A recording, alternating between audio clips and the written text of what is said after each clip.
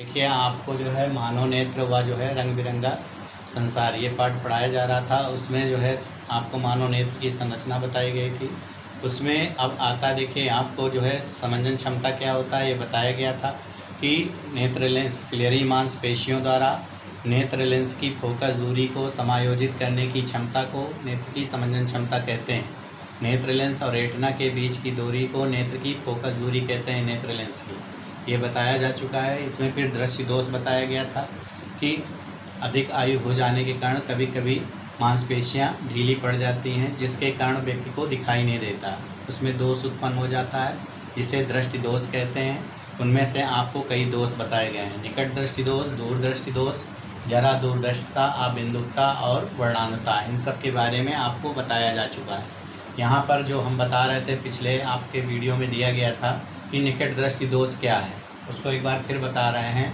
तो निकट दृष्टि दोष जो है उसमें होता क्या है कि व्यक्ति को पास की वस्तुएं स्पष्ट दिखाई देती हैं, दूर की वस्तुएं स्पष्ट नहीं दिखाई देती। यानी व्यक्ति का जो दूर बिंदु होता है, इसमें निकट दृष्टि दोष में जो दूर बिंदु होता है अनंत पर ना हो करके उससे पास हो जाता है या बहुत कम दूरी पर हो जाता है, जिसके कारण प्रतिबिंब स्पष्ट नहीं बन पाता है। ठीक है, तो उसके कारण दोष उत्पन्न हो जाता है। उस दोष को निकट दृष्टि दोष कहते हैं।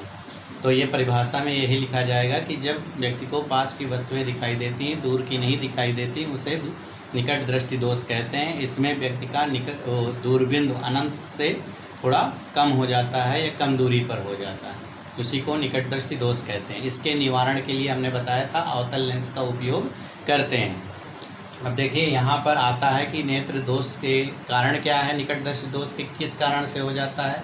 तो सबसे पहले फिगर के माध्यम से समझ लीजिए। मान लीजिए ये आपका नेत्र है, ठीक है, और यहाँ पर ये लेंस लगा हुआ है।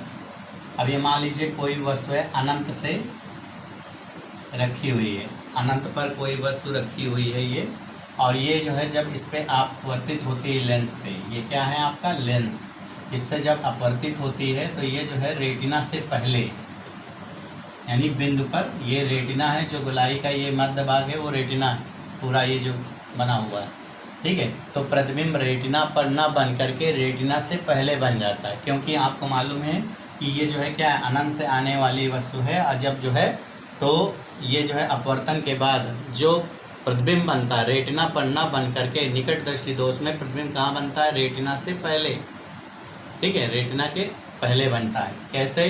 क्योंकि उसकी वक्रता त्रिज्या क्या होती है, बढ़ जाती है। जब ये वक्रता त्रिज्या क्या हो गई, नेत्र की ये वक्रता त्रिज्या है, बढ़ गई और फोकस दूरी कम हो जाती है। पहला कारण क्या है कि नेत्र की वक्रता त्रिज्या बढ़ जाती है और उसकी फोकस दूरी क्या हो जाती है, कम हो जाती है नेत्र की। तो ये तो हो गया पहला कारण। दूसरा कारण है कि नेत्र लेंस और रेटिना की बीच की दूरी क्या हो जाती है, बढ़ जाती है। नेत्र लेंस और रेटिना की बीच की जो फोकस दूरी होती है वो बढ़ जाती है, जिसके कारण प्रतिबिंब पहले बन जाता है। इसके निवारण के लिए बताया गया था किस लेंस का उपयोग करते हैं, तो इसके लिए अवतल लेंस का उपयोग करते हैं। तो ये तो आपका दोष का है, प्रतिबिंब कहाँ बनता है, पहले, रेटिना यहाँ पर है, ठीक है। इस दोष के निवारण के लिए हम अवतल लेंस प्रयोग करते हैं। ये आपका नेत्र है, ठीक है। अब नेत्र के बाद ये जो आपकी समांतर किरणें थी अपवर्तन के बाद, ठीक है, तो ये जो है इस प्रकार जो है यहाँ पर रेटिना पर पहुँच जाएंगे। कैसे? क्योंकि यहाँ पर आपने क्या लगाया, नेत्र के आगे चश्मे में आपने लगाया अवतल लेंस, और ये क्या है, दूरबिंदु है, तो इसका आप क्या है, पास आ जाता है। उसका दूरबिंदु अनंत से क्या हो जाता है, कम दूरी पर। तो यहाँ पर ये बिंदु है, ये अनंत है और ये क्या है, कम दूरी पर आ गया। तो इससे जो किरणें जाती हैं आती हुई फोकस से प्रतीत होती है यहाँ पर, ठीक है, और यहाँ से आने के बाद सीधे कहाँ, फोकस पर हो जाती हैं, रेटिना पर मिल जाती हैं। तो रेटिना पर इसका प्रतिबिंब बन जाता है, क्योंकि ये फोकस से आती हुई निकट बिंदु से जो है उससे जो अनंत था उससे कम फोकस पर आ गई, और वो किरणें अवतल लेंस से होकर के इस पे लेंस पे अपवर्तित हुई नेत्र लेंस से, और कहाँ पर प्रतिबिंब बना दिया, रेटिना पर। तो इस दोष को निवारण के लिए हम किसका उपयोग करते हैं, अवतल लेंस का उपयोग करते हैं। अवतल लेंस का इसलिए क्योंकि अवतल लेंस में बिंदु से आती हुई फोकस वो प्रतीत होता है, मतलब बिंदु से फोकस से आती हुई प्रतीत होती है, बताया गया है, ठीक है। उसमें मिलती नहीं है, क्योंकि ये क्या है, अभिसारी लेंस है। तो ये किरणें आती हैं और ये किस पे प्रतिबिंब बना देती है, रेटिना पे। जो पहले बन रहा था अब किस पे बन रहा है, रेटिना पर। तो ये दोष दूर हो गया। इसी प्रकार जो है दूरदृष्टि दोष क्या होता है? दूरदृष्टि दोष में व्यक्ति को दूर की वस्तुएं स्पष्ट दिखाई देती हैं, लेकिन पास की वस्तुएं स्पष्ट नहीं दिखाई देती। यानी व्यक्ति का जो निकट बिंदु 25 सेंटीमीटर होता है वो 25 सेंटीमीटर से अधिक हो जाता है। जो निकट बिंदु 25 सेंटीमीटर है तो उससे वो क्या हो जाएगी, दूरी क्या हो जाएगी, अधिक हो जाएगी। तो इस दोष को हम दूरदृष्टि दोष कहते हैं। इसके क्या कारण है? उसी का उल्टा हो जाएगा। निकट दृष्टि दोष के जो कारण है उसी का उल्टा। उसमें क्या था, वक्रता त्रिज्या बढ़ रही थी। अब जब आप दूरदृष्टि दोष में हैं तो दूरदृष्टि दोष में आपको इस प्रतिबिंब के द्वारा, मतलब फिगर के द्वारा आप समझोगे। यहाँ पर मान लीजिए ये आपका नेत्र लेंस है, ठीक है, ये आपका वो है नेत्र। अब यहाँ पर मान लीजिए वस्तु क्या है, निकट बिंदु आपकी ये 25 सेंटीमीटर है, ठीक है। अब 25 सेंटीमीटर होने के कारण ये प्रतिबिंब क्या है, ये रेटिना के पीछे, ये आपका रेटिना है, ठीक है। तो इसमें ये दूरी कितनी है, 25 सेंटीमीटर है, नेत्र लेंस से 25 सेंटीमीटर निकट बिंदु। तो ये क्या है, ये दोष है। इसमें क्या है कि वक्रता त्रिज्या क्या हो गई, उसमें क्या था निकट दृष्टि दोष में कारण कि वक्रता त्रिज्या बढ़ जाती तो प्रतिबिंब कहाँ बन जाता, रेटिना से पहले। इसमें क्या है कि वक्रता त्रिज्या घट जाती है और फोकस दूरी क्या होती है, बढ़ जाती है। तो प्रतिबिंब कहाँ बन जाता है, रेटिना के पीछे, क्योंकि फोकस कहाँ हो रहा है, रेटिना के पीछे। तो रेटिना के पीछे प्रतिबिंब किस में बनता है, दूरदृष्टि दोष में। निकट दृष्टि दोष में रेटिना से पहले बनता है। तो इस प्रकार फिर इसमें क्या करेंगे, ये निवारण के लिए हम किसका उपयोग करते हैं, अवतल लेंस का उपयोग करते हैं। अवतल लेंस के लिए ये आपका देखिए निकट बिंदु था अभी तक, ठीक है। अब यहाँ पर क्या लगा दिया आपने, उत्तल लेंस लगा दिया, क्योंकि दूरदृष्टि दोष के लिए हम उत्तल लेंस का उपयोग करते हैं। जब उत्तल लेंस चश्मे में लगाएंगे तो ये जो निकट बिंदु है ये क्या हो जाएगा, 25 सेंटीमीटर से अधिक दूरी पर हो जाएगा और यहाँ से ये किरणें इस पे जाएंगी और नेत्र लेंस पे अपवर्तित होकर के रेटिना पर प्रतिबिंब बना देंगे। ये कहाँ बन गया प्रतिबिंब, रेटिना पर। इसमें क्या है, रेटिना से पीछे प्रतिबिंब बन रहा है, इसमें क्या है, रेटिना पर बन रहा है। कब बन रहा है, जब आपने उत्तल लेंस का उपयोग किया चश्मे में, ठीक है। तो इसमें क्या था कि वक्रता त्रिज्या क्या होती है, घट जाती है, जिससे फोकस दूरी बढ़ जाती है, पहला कारण है। दूसरा है कि नेत्र लेंस और रेटिना के बीच की फोकस दूरी क्या हो जाती है, कम हो जाती है, जिसके कारण प्रतिबिंब क्या है, रेटिना से पीछे बन जाता है। उसके निवारण के लिए आप क्या करते हो, क्योंकि निकट बिंदु 25 सेंटीमीटर है तो इसमें क्या होता है, निकट बिंदु 25 सेंटीमीटर से अधिक दूरी पर जब कर दोगे तो वहाँ पर जब उत्तल लेंस लगा होगा तो प्रतिबिंब को कहाँ बना देगा, रेटिना पर बना देगा। तो इस प्रकार ये दोनों दोष बताए गए थे, निकट दृष्टि दोष और दूरदृष्टि दोष के ये कारण है और निवारण है और किस लेंस का उपयोग करते हैं, ये हो गया। इसके बाद देखिए जरा दूरदर्शिता, उसमें बताया गया था कि जब व्यक्ति कहीं अधिक उम्र हो जाती है तो उसे पास और दूर का नहीं दिखाई देता, तो हम जो है द्विफोक्सी लेंस का उपयोग करते हैं। उसमें नीचे की ओर उत्तल लेंस उपयोग करते हैं, ऊपर की ओर चश्मे में दोनों लेंस लगते हैं, नीचे की ओर चश्मे में उत्तल लेंस और ऊपर की ओर अवतल लेंस, ठीक है। क्योंकि दोनों दोष हैं, निकट दृष्टि और दूरदर्शी दोष दोनों हैं, इसलिए इनमें द्विफोक्सी लेंस का उपयोग करते हैं। इसी प्रकार एक होता है वर्णांता, वो भी बताया था। अब देखिए ये तो आपके हो गए दोष। अब इसके बाद आता है, इसी में एक है प्रिज्म। प्रिज्म क्या होता है तो ये भी आपको मालूम होना चाहिए। देखिए किसी प्रिज्म आपने देखा होगा, एक कांच का कई भागों में कटा हुआ भाग होता है, ठीक है, और आपने ये लैब वगैरह में आपको दिखाया जाएगा तो उसमें कई तल होते हैं। तो प्रिज्म जो होता है कि किसी कोण पर झुके दो समतल पृष्ठों के बीच का जो पारदर्शी भाग होता है वो प्रिज्म कहलाता है। मान लीजिए ये दो समतल पृष्ठ हैं, ये किसी कोण पर, ये कोण बना हुआ है, किसी कोण पर झुके दो समतल पृष्ठों के बीच का ये जो पारदर्शी भाग है, ये बीच का जो पारदर्शी भाग है वो कहलाता है प्रिज्म, ठीक है। ये जो पृष्ठ है, ये कोण है, इस दो समतल पृष्ठों के बीच जो कोण होता है अपवर्तक कोण या प्रिज्म कोण बोलते हैं। अब प्रिज्म कोण को हम ए से लिखते हैं, कैपिटल ए से, ठीक है। मान लीजिए क्या है, ABC, ये क्या है, एक प्रिज्म है।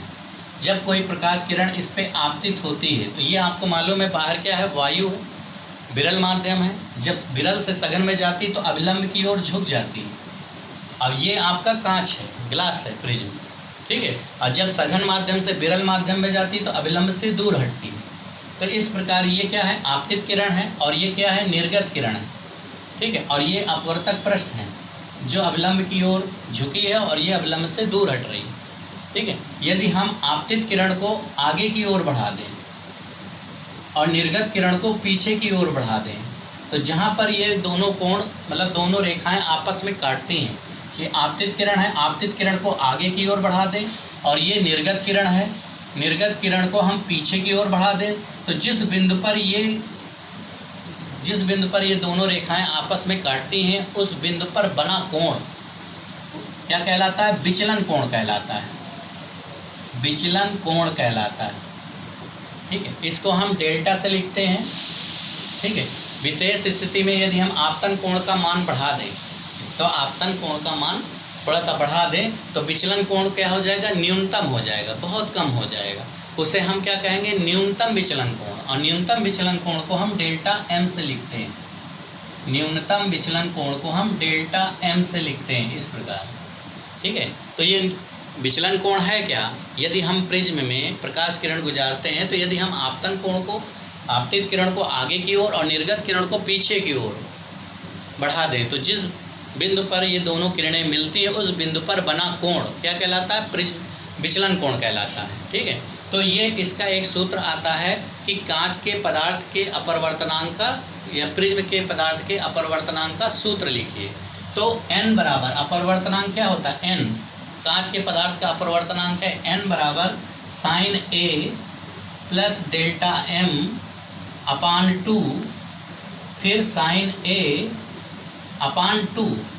ये न्यूमेरिकल्स लगाए जाते हैं इससे, और सबसे इम्पोर्टेंट सूत्र भी पूछा जाता है। कांच के पदार्थ के अपरिवर्तनांक का सूत्र लिखिए। तो कांच का मतलब वही प्रिज्म के पदार्थ के अपरिवर्तनांक का सूत्र लिखना। तो n क्या है? अपरिवर्तनांक है। यहाँ पर साइन a क्या है? प्रिज्म कोण बताया गया है, ये बना हुआ है। दो समतल पृष्ठों के बीच बना कोण क्या कहलाता? प्रिज्म कोण कहलाता है। ये क्या है? प्रिज्म आधार है नीचे की ओर BC। फिर इसके बाद डेल्टा m क्या है? न्यूनतम विचलन कोण है। फिर यहाँ पर वही प्रिज्म कोण है और ये अपान 2 है। इस फार्मूले से सवाल लगाए जाते हैं जो आपको आगे बताए जाएंगे। तो ये हो गया प्रिज्म। किसी कोण पर झुके दो समतल पृष्ठों के बीच पारदर्शी भाग या पारदर्शी माध्यम क्या कहलाता है? प्रिज्म कहलाता है। दो समतल पृष्ठों के बीच बना कोण, किसी कोण पर झुकाव दो समतल पृष्ठों के बीच बना कोण क्या कहलाता है? प्रिज्म कोण कहलाता है। तो ये सब चीज़ें आपको इसमें बताई गई। विचलन कोण, प्रकीर्णन क्या होता है? चाहे विचलन किस में होगा? जैसे कि कोई मान लीजिए एक आयताकार पृष्ठ है, अब उसको कोई प्रकाश किरण लंबवत आपतित होती है तो क्या हो जाएगी? सीधे निकल जाएगी, क्योंकि उसमें माध्यम नहीं है, तो वो अपने मार्ग से विचलित नहीं होती। तो उस समय अपवर्तन कोण या विचलन कोण क्या हो जाएगा? शून्य हो जाएगा। जैसे पूछ ले कि एक आयताकार पृष्ठ है और उसमें कोई लंबवत प्रकाश किरण गिर रही है, तो उसका अपवर्तन कोण क्या होगा? तो शून्य होगा। विचलन कोण क्या होगा? शून्य, क्योंकि वो अपने मार्ग से विचलित नहीं हो रही। ठीक, इसके बाद जो है ये आपका प्रिज्म हो गया। इसी प्रकार आता है प्रकीर्णन क्या होता है? तो प्रकीर्णन क्या होता है कि जब कोई प्रकाश धूल, मिट्टी, वायु आदि के कणों से जब गुजरता है तो इन कणों से प्रकाश चारों ओर फैल जाता है। प्रकाश के चारों ओर फैलने की घटना को प्रकाश का प्रकीर्णन कहते हैं। ठीक है, तो प्रकाश का प्रकीर्णन क्या है? कि प्रकाश के चारों ओर फैलने की घटना, जब प्रकाश धूल, मिट्टी आदि वायु के कणों से जब गुजरता है तो प्रकाश चारों ओर फैल जाता है। इस घटना को प्रकाश का प्रकीर्णन कहते हैं। प्रकाश का प्रकीर्णन जो होता है बैगनी रंग का सबसे अधिक होता है। विचलन कोण किसका? ये विचलन किस रंग का अधिक होगा? तो अपरिवर्तनांक हो, विचलन हो, प्रकीर्णन हो, बैगनी रंग के अधिक होंगे और जो है लाल रंग के कम होंगे। तो प्रकीर्णन किसका अधिक है? बैगनी रंग का। विचलन कोण किसका अधिक होगा? बैगनी रंग का। अपरिवर्तनांक किसका अधिक होगा? बैगनी रंग का। तो ये सब क्या है? क्योंकि बैगनी रंग का अपरिवर्तनांक अधिक है तो उसका जो है जो वो विचलन कोण भी अधिक होगा। इसी प्रकार जो है प्रकीर्णन भी अधिक होगा। और अपोजिट क्या होगा? क्योंकि आपको मालूम है कि वर्ण विक्षेपण पूछा जाता है। वर्ण विक्षेपण क्या है? श्वेत प्रकाश का 7 रंगों में डिवाइड हो जाना, वो वर्ण विक्षेपण होता है। 7 रंग होते हैं, विबग्योर जिसे बोलते हैं। ठीक है, तो इतना आपको पहले तो ये न्यूमेरिकल्स के लिए फार्मूला आना चाहिए। ये प्रिज्म बताया गया, निकट दृष्टि दोष, दूर दृष्टि दोष आपको मालूम ही है। ठीक है, इनसे संबंधित सवाल भी आते हैं। निकट दृष्टि दोष और दूर दृष्टि दोष के सवाल आते हैं, लेकिन सूत्र कौन से लगेंगे? फार्मूला कौन सा लगेगा? वही लेंस का लगेगा। 1/f बराबर 1/b माइनस 1/u। ये फार्मूले से आपको सभी दोष के सवाल लगाने, जो आपका अब इसमें रह जा रहा है तो आपको वर्ण विक्षेपण, ठीक है, प्रिज्म द्वारा वर्ण विक्षेपण और कैसे उसका अपवर्तन होता है और कुछ न्यूमेरिकल्स है जो आपको नेक्स्ट वीडियो में दिए जाएंगे। ठीक है, यहाँ आपको अभी इतना जो इमेज दी जा रही है उसी को इतने बारे में समझाया गया है। शेष आपको नेक्स्ट वीडियो में नेक्स्ट इमेज में बताया जाएगा। थैंक यू बेटा।